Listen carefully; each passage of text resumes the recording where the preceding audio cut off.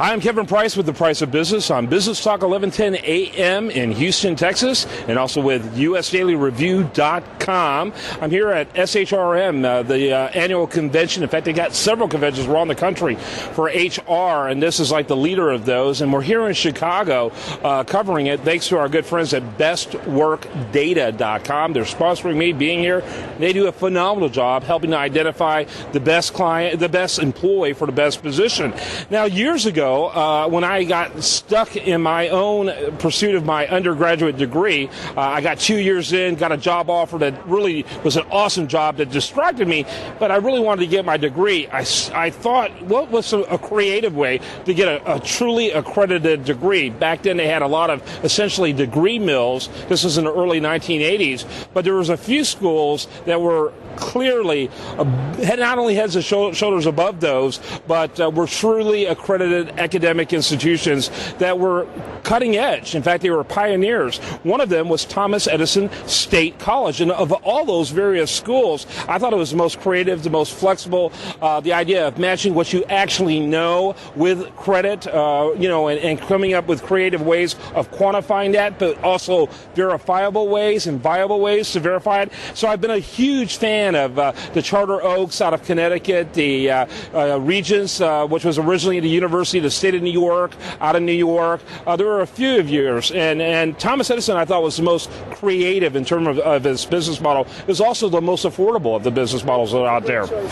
And so Michael Williams, I ended up going back to Abilene Christian. They gave me a scholarship I couldn't refuse, but Michael Williams, he's a doctor, and he is the executive dean there, and I think with the MBA program, is that correct? Tell us a little bit about you and how you ended up getting involved in this very pioneering form of education. Well, it's interesting, Kevin. Can I hold this, or do you want to hold it? I've been involved in online education when it is really, you say pioneering. I've been in this game for 22 years. I was on committees when they say, well, one, will distance learning live, but will the internet live? So in all the years I've been doing this, the idea of innovation creation have been really the heart of this kind of business. For me, I come out of brick and mortar. I was at Fordham University for a number of years, other places. At the same time, working with the distance environment, Thomas Edison State College is really characterized by two words: innovation and also entrepreneurialism. It is on the cutting edge since 1970 with the other schools you mentioned, and has helped the industry evolve completely. That's why the MBA, MS programs we have are exclusively for adults, and that's what's articulated as our logo. Oh, yeah. And even the undergraduate degrees, if you're a younger person, you were kind of discouraged from pursuing one of those degrees back in the 1980s. They were really looking for 30 plus, people that kind of got derailed and needed to figure out how to get back on track. Just a phenomenal, innovative concept. And I love the fact, not only is entrepreneurship a part of your curriculum, I think entrepreneurship is part of your character. Talk a little bit about that. Entrepreneurship really is the heart of Thomas Edison. What it does is it finds multiple ways to frankly innovate and enable people to achieve the goal, educational goal. So for example, people can come to us in an online environment and do things like prior learning assessment. It's really unheard of in the industry where people can come to us and with certain kinds of assessment we can identify and articulate if in fact they can get college credit for life experience, for various kinds of things. So for example, we have people who've come to us with 25, 30 years worth of business experience, have started businesses and sold businesses, and why wouldn't you get credit for that? So people come with 20 credits of community college work, a lifetime of experience, other kinds of things that we can say, here's the innovative aspect of how we can evaluate you, and two, entrepreneurially, we value what you've done and created. Hence, you may be in a position to get college credit.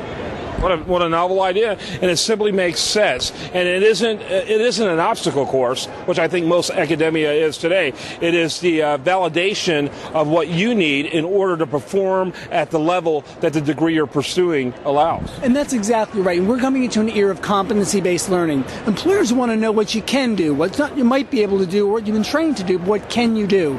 So in competency-based learning, we're in a position when you come in and you're going through either coursework or assessing your prior learning, we identify on really, in a sense, a laundry list of can you do this, and if you can, you show me. And if you can't show me, you don't get credit.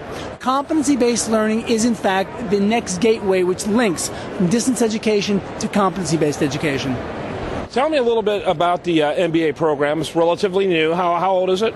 It started last November. So tell me about it. Tell me the character of it. How many hours? Kind of give me the macro overview. Okay, 39 credit program, fully accredited.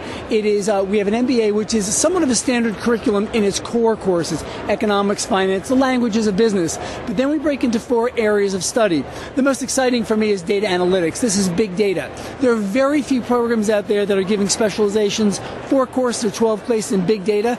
If you look out in the market, that's all you see are big data. But the most important thing is the new job opportunity, which is being articulated as a data scientist. What does that mean? We're helping to define not only what it means, but how it works and who does it. So with that in mind, you have data analytics, healthcare management, which you all need, and then 2 more traditional ones in finance and also marketing. So with this in mind, you have these specializations. People can bring credits in. I'll accept certain transfer credits, and people can move through this program accelerated about 18 months, fully online. Yeah, it's fascinating. And you also have other master's degree programs. I believe you have one in HR, which at an HR convention, obviously that resonates. But what other master's programs do you have? Well, I have 2 right now. It's a master's in management, which is a broad-based degree which gives people the knowledge, competence, and skills to general management, and then the MS in HRM, which obviously why we're here. To turn the conversation back slightly, we are doing also an MBA in HR. HR is a focal point of what we do, in that both nationally and internationally, our clientele and our stakeholders are very robust. So they want cutting-edge, innovative, entrepreneurial-based programs. Frankly, the business part of the HR piece is probably the most important.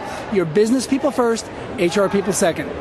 So the thing that really caught my attention immediately as I was trying to finish my bachelor's degree, and I think Thomas Edison University has been on the cutting edge of the entire area of providing a vast array of disciplines when it comes to the liberal arts. And so even today, after all these years, a lot of these universities that are offering undergraduate degrees are still highly specific.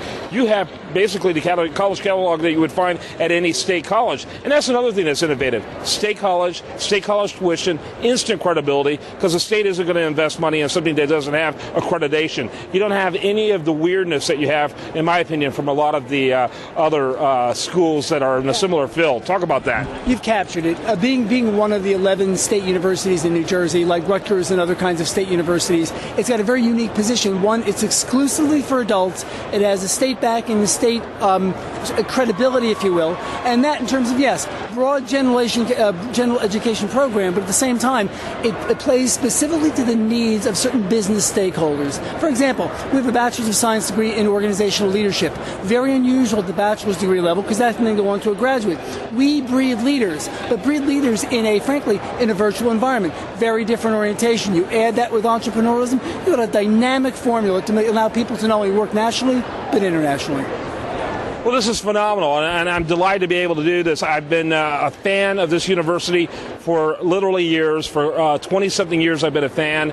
I believed that we needed more. I believed we needed a better way to make the communication work. Internet has provided that, and this school, which was a pioneer way before it was ever cool, remains a pioneer today, and delighted to get to spend some time with someone involved with it.